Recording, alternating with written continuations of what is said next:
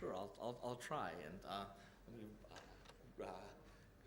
give a rejoinder by saying that I'm really happy to be here too. You know, CASAR is just a really kick-ass place in every possible way.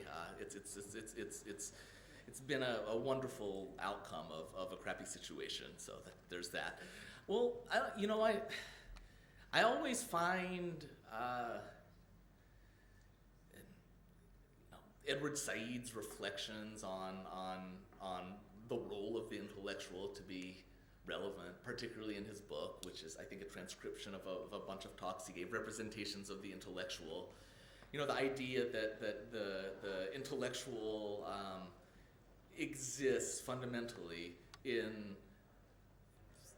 opposition to the state or to centers of power or to the elite, that the role of the intellectual, the proper role of the intellectual is to take things apart, to understand structures, to make sure that we are able to get at the inner workings of any particular system, figure out who benefits from those systems, figure out who has an interest in maintaining the existence of those systems, figuring out, of course, who benefits from the existence of a particular injustice, and how it is that we dislodge people from that position where they end up benefiting from it, benefiting materially, psychologically, emotionally, economically, etc. I also I'm a big fan of Angela Davis. You know, she's written.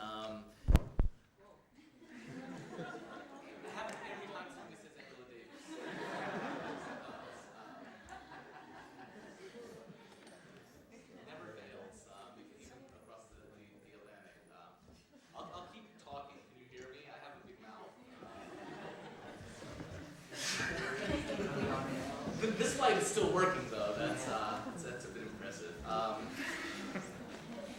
You know, it really there are a lot of people who have been fired from academic positions through the years, right? Tenured or not, and those are the writers I tend to gravitate towards. Stoughton Lynd was fired from Yale during the Vietnam War era, and he's written really wonderfully about that experience. Howard Zinn was fired from Spelman College, also during the Vietnam era. Davis, of course, I've already mentioned. You know, so there's a long tradition of literature around the experience of victimization at the hands of McCarthyism. A really good collection is by Pia Chatterjee and Sunaina Maida, and it's called The Imperial University, and you know, I have an essay in there, and people were like, oh my God, you predicted all of this stuff, right? You know, like, wow, that was prescient. And again, it's like, no, I'm telling you.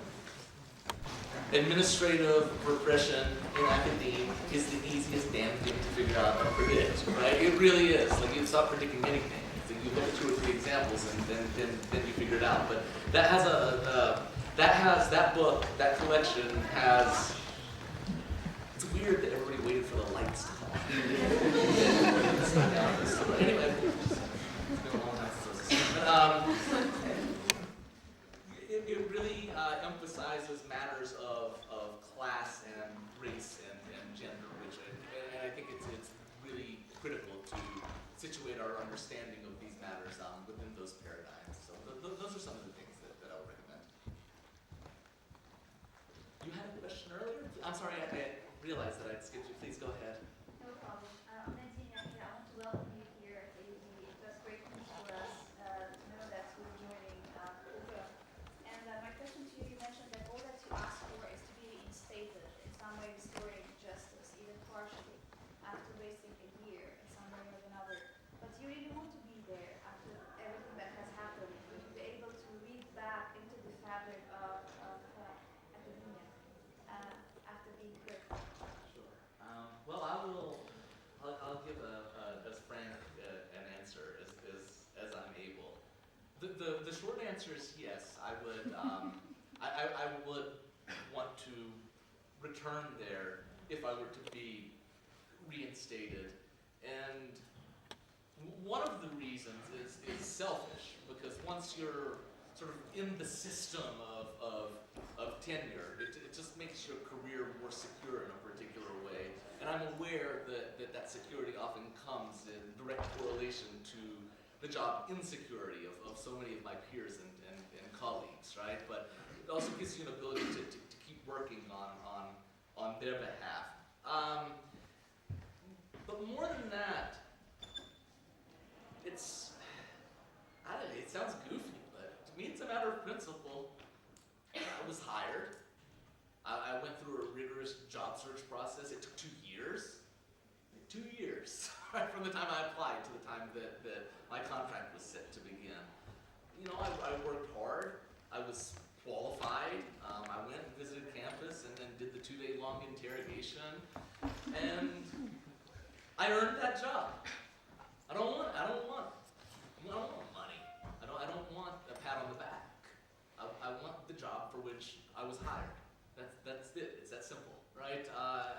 But this is where the frank part comes in. I've thought about how weird it would be. I think the microphone just turned back on. Angela Davis.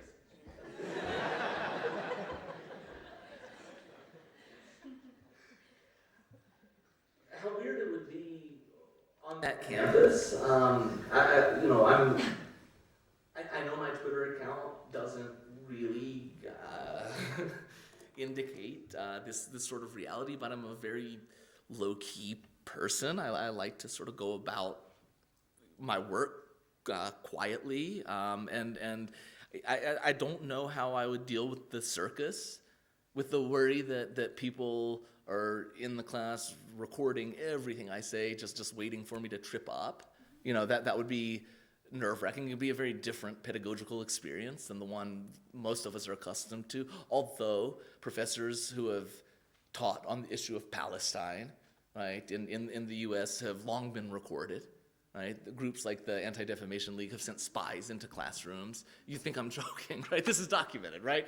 And they record and then they report back. So, you know, I feel like when you're dealing with this kind of controversial material, there's always a sense of being in the panopticon, that you're always being watched or listened to. But this would be intensified in ways that make me nervous. And of course, there are a lot of people on that campus who just hate me, right? And it would be kind of weird being in a committee meeting with folks, you know, who colluded with the upper administration to have me fired. I mean, what the hell am I going to say to these people, right? You know what I mean? I don't know. Like, I certainly wouldn't want to be Uncivil, but it would just be a weird dynamic. Like, if we disagree over, you know, the 17th criterion on our assessment worksheet, you know, will that just stand in for a much larger disagreement, right? Would everything be metanomical with, you know? So there's that, but at the same time, the matter of principle is important, but also the department. The American Indian Studies program there's phenomenal. To have a chance to work with Robert Warrior, who's brilliant in every way possible, is an opportunity that I would never want to pass up. Also, the department has been more or less destroyed. They're down to 1.5 faculty members. If you're a student and don't understand the 0.5, no, they didn't like do an Abrahamic thing and chop somebody in half. This faculty member, Jenny Davis, has a half-time appointment in American Indian Studies and a half-time appointment somewhere else, thus the 0.5. But it would be wonderful to be able to return and play a role in building that department back into what it was and trying to help make it, or try to help it reach the extraordinary potential that it had to be one of the major centers for critical indigenous studies anywhere in the world.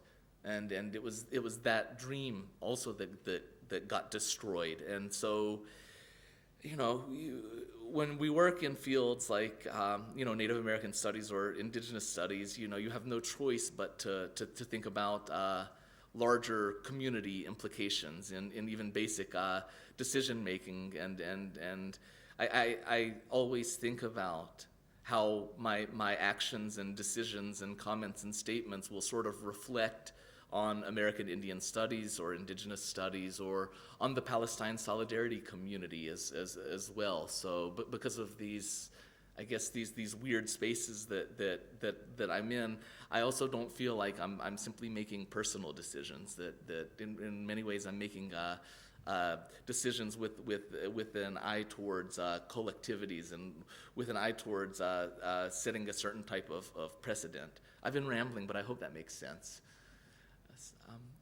Yes, please. Alan Shkande, I'm a professor in mechanical engineering. I met you at Verzeit in 2000. Yes. You remember? Yes. It's illegal. You cannot say that. Yeah. Sorry, I'm. Neither of us are Lebanese. I first of all wanted to echo my colleagues' enthusiasm for your being here with us at AUB. It's really fantastic. It was great news for us. A second thing is I very much appreciated your characterization of the corporate university and the trend. I found it very precise and sensitive and quite applicable to us here at AUB, in fact. And one of the things I was wondering about is, have you reflected on why is that happening? Universities have always served power, but it's increasingly so and it's more in your face. Why is that happening now? And if that's too big a question, too difficult of one, I'll throw a third one out there, which is Ward Churchill. I mean, what's happened with Ward Churchill? Because he was kind of in a similar scenario, and I assume you followed his case too. Yeah, he ended up taking a lawsuit against the University of Colorado. Ward Churchill was fired in 2005, I think it was. It was about 10 years ago. He caused a stir for an article he had written right after 9/11 or shortly after 9/11 that I guess got discovered by the wrong people 3 or 4 years later, and Fox News took it up and ran with it. It became a real mess, but he got fired technically for academic misconduct. All right, so there's a slight, I guess, legal difference there. The University of Illinois never hid the fact that it had fired me for political speech. So the University of Illinois, in that sense, was much more honest and forthcoming than many of its supporters. Right, but Churchill ended up suing, and I don't know the legal process, but he won, but he did not receive a settlement, or he didn't get reinstated, and I don't know how it works, but he got vindicated by a judge that his firing was unjust. Why the corporatization is happening? It follows trends in many ways of the larger economy, right, in which the university is situated and which it also informs, but lack of state funding probably has a lot to do with it. It's large land grant state research universities, right, such as the University of Iowa. There are certain hotspots in the U.S. The University of Iowa is really having a hard time right now with its fried chicken mac and cheese president. That's his experience. I'm not trying to be uncivil towards the dude. I'm just saying. The University of North Carolina, right, another great state university, is having serious problems. The University of Wisconsin is getting absolutely gutted right now, and that too is a remarkable state university. The University of Illinois, I don't need to go into that, right? Another fantastic state university. These are places with really distinguished traditions, just great research, great everything, a source of pride for residents of their states. So the lack of state funding is pushing universities towards private sources, right, of income. And with the reliance on private sources of income, of course, come overt demands about what can and cannot or should and should not be done with the money that's being donated. So donors assume a tremendous importance, private donors. They very often get to call the shots, indirectly, if not directly. There's also a certain strand of anti-intellectualism that is extremely strong among a certain demographic of the political class, and that's one of the things that we happen to see in Iowa and North Carolina and Wisconsin, where the idea that the university is just a big bloated place where namby-pamby liberals, spout ideas and learn how to say thou and read Shakespeare. In other words, they're doing nothing useful in the world, right? So we ought to transform the university into a trade school, right? The university either needs to be about raising as much grant money as possible from private sources for scientific research and for the generation of patents, right? Or it needs to be a trade school and the humanities are just getting in the way. Right, or even many of the social sciences, or what they call, I guess, the interpretive social sciences, are in the way. Those are two factors. I think another factor, finally, is just the insane investment of the banks in the student loan industry. Recently Harvard, had a deal with Citibank to exclusively provide student loans, and so universities are actually making arrangements with private banking corporations. And so once this level of capital sinks its claws into the institution, it's going to be extremely difficult to get it out. Right? So with tuition and fees and housing, going for $30,000, $40,000, $50,000 a pop, more in some places, these are extraordinarily sums of money. And as is par for the course for the Randian version of modern U.S. capitalism, right? Student loans, education becomes based on a for-profit model, right? And as long as people are profiting from a system, they have a profound interest in maintaining that system. And so the banks and private lenders, I think are really important to this sense of corporatization. And then finally, the types of administrative salaries we're seeing confer to those administrators that are making $500,000, $600,000, over $1 million in many cases. I'm thinking of university presidents primarily, right? Or heads of boards of trustees or regents or whatever you want to call them, but it becomes an economy unto itself. Right? They end up, when Phyllis Wise resigned in disgrace, right, after having done all kinds of problematic things, right, that were approved by that point, they were going to toss $400,000 her way. When the previous system president, Robert Easter, retired, they gave him $200,000. So these are extraordinary sums of money that they're passing back and forth among one another. Have you ever noticed when high-level administrators step down or retire or whatever euphemism they call it, right? They end up leaving with a hell of a golden parachute. So I think all of these factors come into play. The fact that, if you have a class of decision makers who are profiting handsomely from the maintenance of a particular system, then they're deeply invested in that system's maintenance. So these are some of the reasons, and I'm sure that important reasons exist at the level of attitudes and pedagogy and all kinds of other stuff, but these are the things that come in mind for me. Yes? I'm wondering if in describing sort of we have to fight the effects of it, do you see, or are you picturing most of that fight coming from within academic walls, or can we imagine some kind of collaborative, cooperative relationship with community organizers or organizations like that? I think it has to be collaborative, leading all the way to the political arena, right? Which I mean state representatives or elected officials or mayors, I don't know.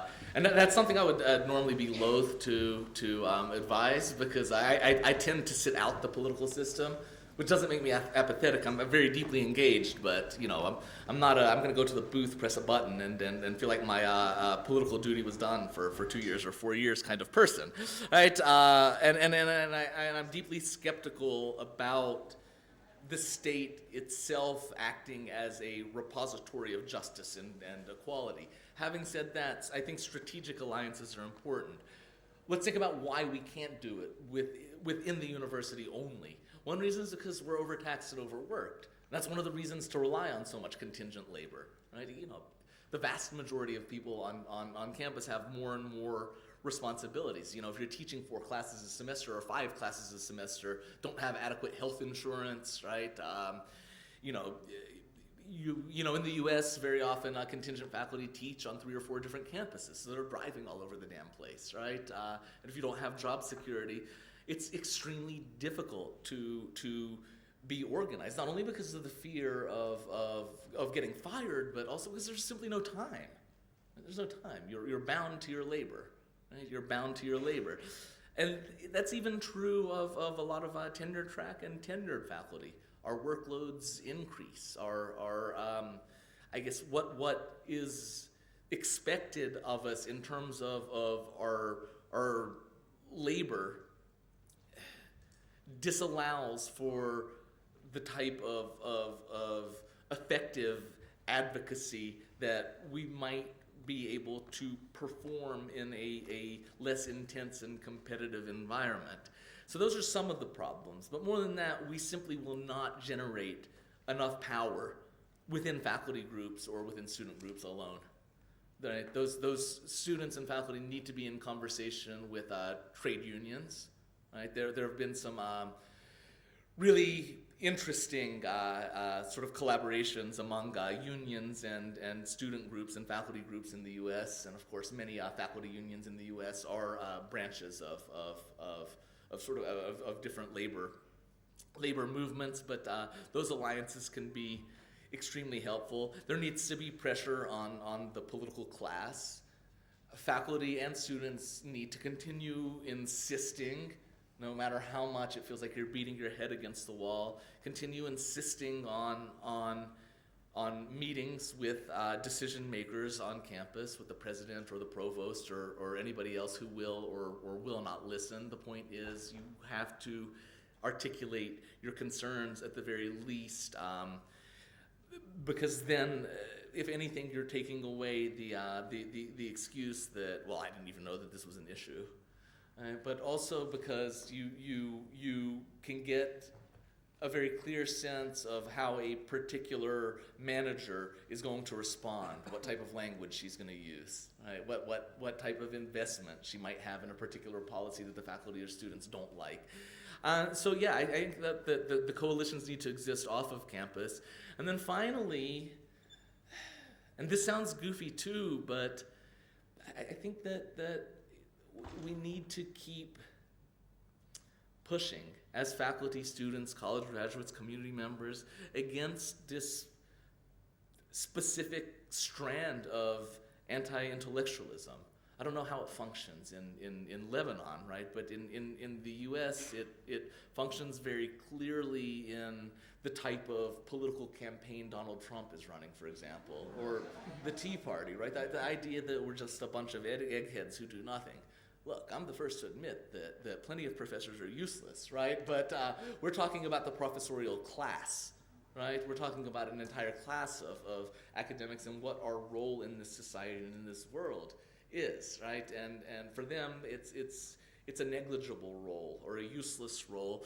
And it's important to communicate with people about the importance of strong public educational institutions. And you don't have to say, well, we're going to be able to transform the power structure and create a Marxist society, right? That might not get many people in Western Iowa, on the bandwagon. But what you can do is say a strong public university helps with the state's economy, right?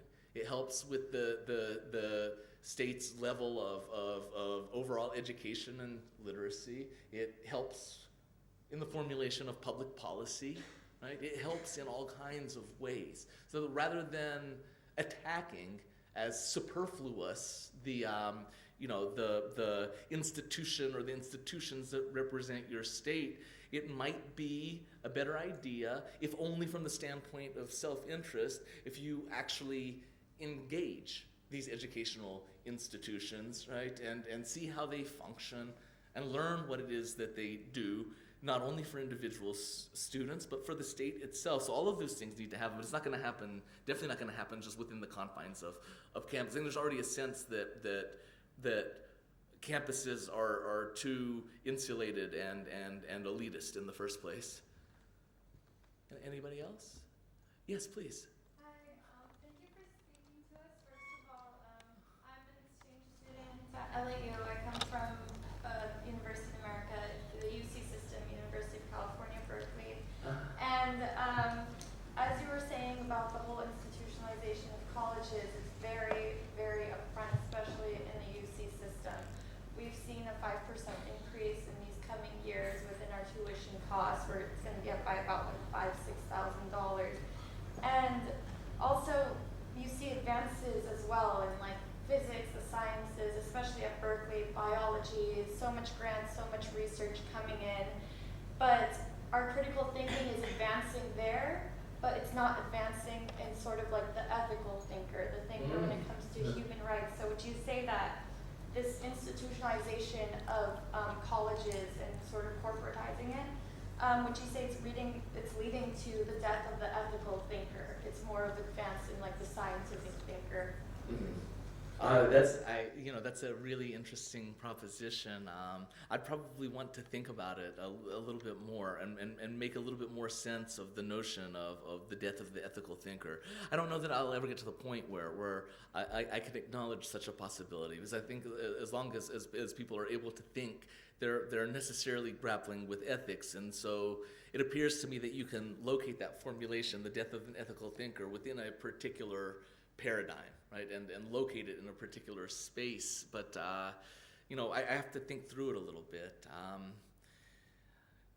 For me, from the vantage point of an academic rather than a student, I'm actually more hopeful than I am skeptical. There is, just in the fields with which I'm in some way involved or affiliated, English, literary criticism, American studies, indigenous studies, these areas, there is an outpouring of really remarkable, innovative scholarship, right? The entire field of indigenous studies now worldwide, for example, places tremendous emphasis on what it is we can do to improve the conditions of the communities that we study, and thinking about the responsibilities that we have to those communities. So I think that those sites of ethical training, if you will, ethical preparation, are there. They may be waning, yes, right? They may be unwelcome in the corporate university, but they're very much there. And they'll always be there, in my opinion, as long as people have a will to keep them in survival. All right, that there are ways that we can undertake this learning outside of the walls of the institution as well. The University of California system makes it's something of a poster child, anyway, isn't it? It really is. Until Ronald Reagan became the governor of California, it used to be free to the residents of California. It's remarkable, right? That's the ideal of the public education, right? That I wouldn't say that it once predominated, right? But that was once sort of a firm idea of what the land grant institution would be, that it would provide a free or extremely cheap education. And now Berkeley, UC Berkeley is it's not only trying to compete with Stanford, its cross-Bay rival in the rankings, but it's trying to compete with Stanford in terms of cost. What's that? Yeah, right. The public universities that are really jacking up those price tags. And it's not just to take in more tuition, but it's to give the illusion of having the same quality as the private institutions.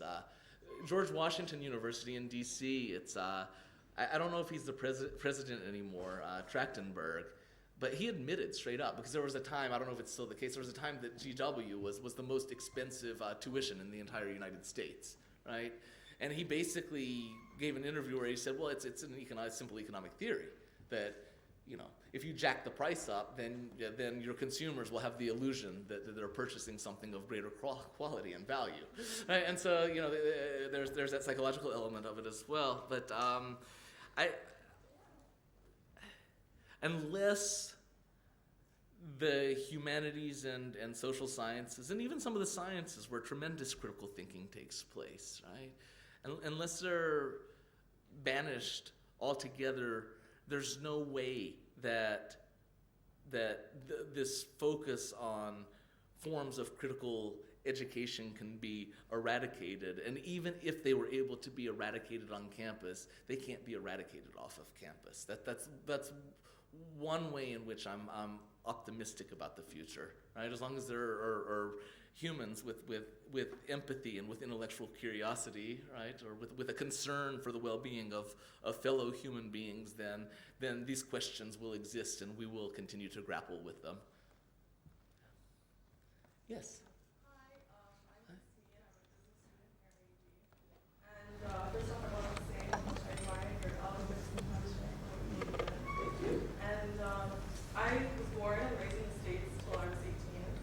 And I lost hope in the system there and came here. So I was just wondering, this is kind of a big question, but I wanted to see how strong is your faith in seeing higher educational institutions or corporations really advocating the authentic nature of higher education. It's sort of what's my sense of optimism about sort of maintaining these possibilities rather than them just becoming like University of McDonald's. Is that kind of what you're getting at? Or? I mean, I just want to know how, do you really believe that at one point colleges and universities can get to a point where there is such thing as freedom of Mm-hmm. Yeah, I do, and maybe that warrants just a quick explanation without boring everybody to death.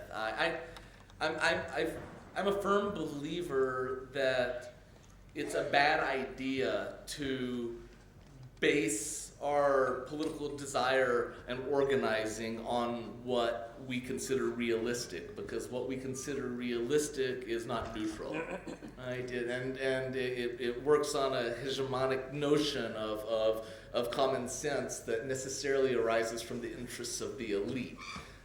All of this is to say that do I think it's really possible to have a comprehensive practice of academic freedom in most universities? Maybe not, but that nevertheless needs to remain one of the operational goals of any campus organizing that happens, right? So even if you set your sights on what is considered to be the impossible, right, and you work towards it. Having said that, to me it's a moment of tremendous hope. If you take the situation of University of Illinois, we know based on the documents that were released and the public statements that have existed that the university leadership there, honestly, this is my paraphrase of events, but I do think it's accurate. They thought that there would be some grumbling. They might have to deal with the backlash of an article or two from the Chronicle of Higher Education, right? The American Indian Studies program might be pissed off, so they would have to, smooth things over with Robert Warrior and Jody Bird and Vince Diaz, the other folks in that department. But they'd just give them another hire. Right? I mean, they already had the damn thing budgeted, right? And then that would be that. In 2 weeks, 3 weeks, it would be kind of an obscure example, right? Christopher Kennedy, who was the head of the board of trustees when my appointment was voted down, he confessed that he was super surprised by the reaction. And I just confessed an hour ago that I was somewhat surprised, if not super surprised, right? I knew that there would be a reaction. And I knew that very good people would be contesting it. But the very fact that people fought back against the University of Illinois, on campus and off campus, and never let that fight die, to me is extraordinary. And it fills me with a great sense of hope that they kept waiting for it to die down. Here we are, over a year later, and it's not dying down, right? And one of the reasons why it's not dying down is because people feel, right, that there's a type of momentum here. And they feel empowered that we might actually get something palpable done. You see it happening at the University of Wisconsin, the University of Iowa, right? The regents and the governor who appointed the puppet to run the University of Iowa they thought, okay, we have some disgruntled faculty, whatever. Faculty are always bitching about something, right? We'll hear them out, we'll meet with them and pretend that we care about what they have to say, and then life will go back to normal, right? And this guy can go ahead and wreck shop. Like, we hired him to do, and that'll be that. This is turning into a circus. My prediction, all right, and I don't think you can go to Vegas and bet on these sorts of things, but my prediction is that this thing's not going to last 6 months. They're either going to recall that hire or end up embroiled in all kinds of lawsuits, but it's not going to work nearly as smoothly as they expected. And so what we're seeing are movements of people that are throwing wrenches into the works. And as long as people are doing that and being effective, it puts us closer to the very real possibility of the protection of academic freedom and faculty governance and a sense that universities, even though they're never going to be perfect, can at least be restored to some semblance of decency and transparency. Does that make sense? If you look at the state of organizing at various campuses, there's a palpable sense of momentum at the moment.